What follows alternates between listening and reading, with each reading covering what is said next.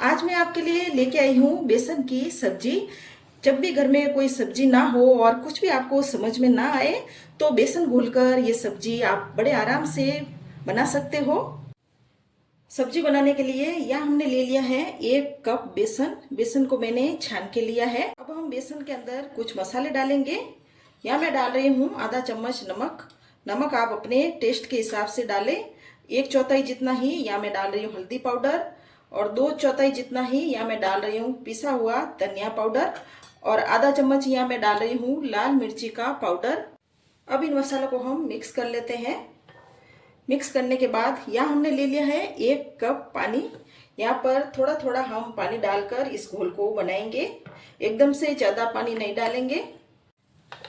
हमें यहाँ पर घोल को अच्छी तरह से ऐसे मिक्स करना है ताकि घोल में कोई भी गुठली गांठ वगैरह ना रहे। और जब हमने ये 1 कप पानी लिया था वो पूरा पानी इस घोल में हम डाल लेते हैं। पहले हमें कम पानी में ही इस बेसन को घोलना है जिससे भी कोई गुठली ना रहे। इस घोल में मैंने यहाँ पे 1.5 कप जितना पानी डाल दिया है।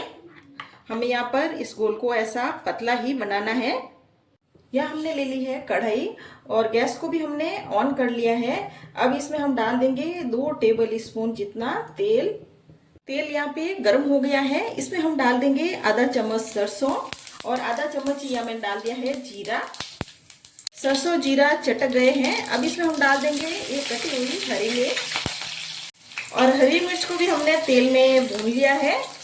अब यहाँ पे हम डाल देंगे इस बेसन वाले घोल को। अब इस बाउल में घोल लगा हुआ है तो आधा कप जितना पानी मैंने और डाल दिया है और इसको भी हम इस घोल में डाल देते हैं। अब हमें यहाँ पर मीडियम आंच पर इस घोल को लगातार ऐसे चम्मच से चलाते रहना है। इस घोल को हमें लो आंच पर ही लगातार चलाते रहना है और जैसे जैसे ये घोल पकेगा वैसे वैसे इस तरह से ये घोल गाढ़ा होगा और कोई भी इसलिए में गुठली वगैरह नहीं रहनी चाहिए। हमें यहाँ पर लगातार हमें चलाता रहना है। आप देख सकते हो घोल ऐसा गाढ़ा हो गया है और गैस को अब मैंने मीडियम आंच पर कर लिया है और गाढ़ा होने के बाद हमें भी लगातार ऐसे चलाते रहना है ताकि ये नीचे कढ़ाई में बिल्कुल भी ना चिपके। ये बेसन है तो बेसन को हमें अच्छे से पकाना है। यहाँ मुझे पकाते हुए 5-6 मिनट हो गए हैं और बेसन को हम अभी थोड़ा और पकाएंगे। बेसन यहाँ पर पक गया है और इस बेसन को पकाने में मुझे कम से कम 12 मिनट का टाइम लगा है और आप देख सकते हो बेसन ऐसा फूल भी गया है। अब इस बेसन को हम बाहर निकालेंगे। इस बेसन को हम इस प्लेट में निकाल लेंगे। बेसन को हमें ठंडा बिल्कुल भी नहीं होने देना है, फटाफट से प्लेट में निकाल लेना है क्योंकि ये बेसन है तो बेसन ठंडा होने के बाद जल्दी से जम जाता है और हम फटाफट से चम्मच से इस बेसन को फैलाएंगे। यहाँ पर प्लेट में मैंने पहले ही नीचे तेल लगा लिया था।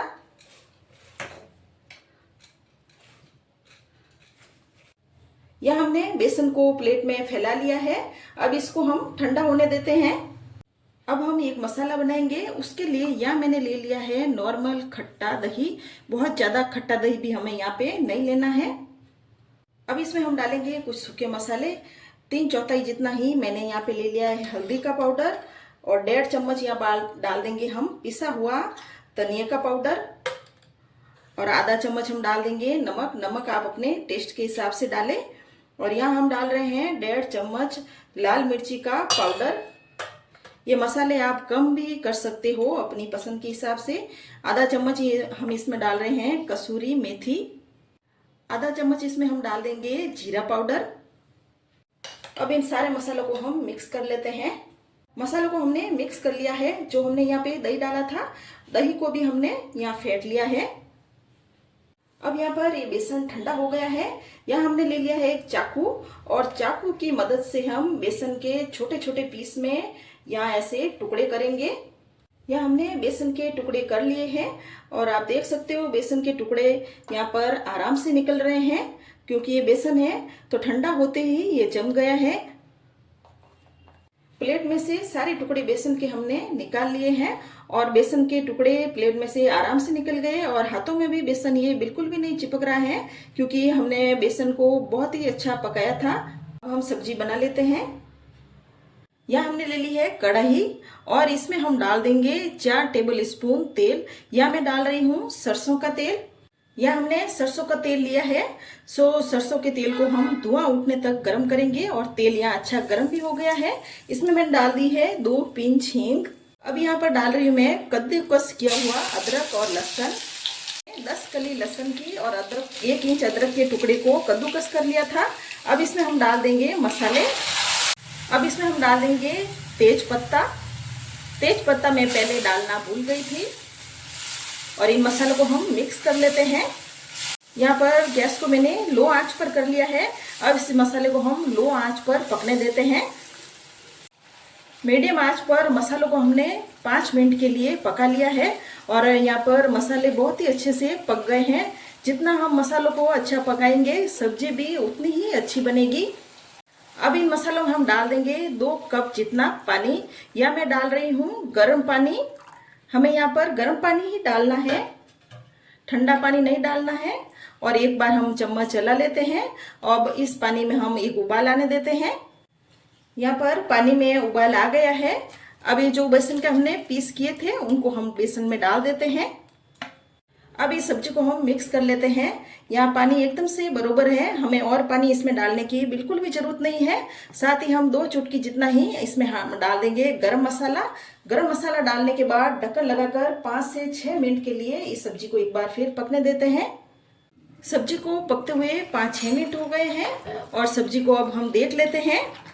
यहाँ मसाले बहुत ही अच्छे से सारे पक गए हैं और गैस को हम बंद कर लेंगे और ज़्यादा इस सब्जी को अब हम नहीं पकाएंगे। अब इसके ऊपर हम डाल देंगे धनिया पत्ती और मिक्स कर लेते हैं। ये बहुत ही टेस्टी सब्जी बनी है और आप देख सकते हो सब्जी का कितना अच्छा कलर आया है। अब सब्जी को हम सर्व कर देते हैं। अगर ये रेसिपी आपको पसंद आए तो मेरे चैनल को सब्सक्राइब करें और कमेंट करें। इस सब्जी को आप पूड़ी, पराठा और नान के साथ खा सकते हो।